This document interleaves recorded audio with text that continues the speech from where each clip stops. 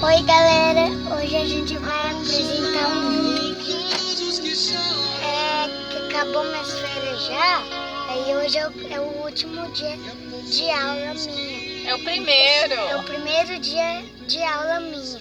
Então eu vou cantar uma música para vocês verem todo dia Deus. Ó. Canta a música. Esqueceu. Esqueceu. De novo. Oi, é o meu último dia de aula. Primeiro dia de aula. Primeiro dia de aula. Hoje eu vou cantar acabou as minhas férias. Agora eu vou cantar uma música.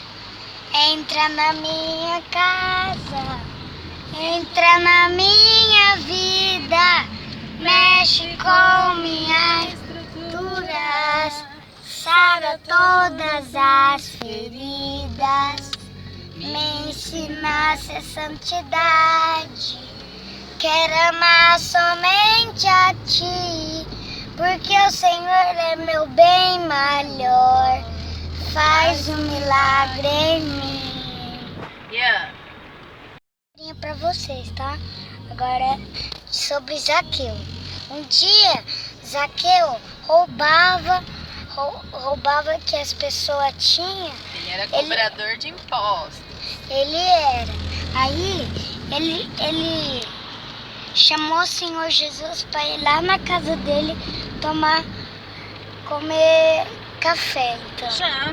Janta. Ele ia dormir lá. Então ele ia dormir também. Aí ele falou que roubava por Jesus.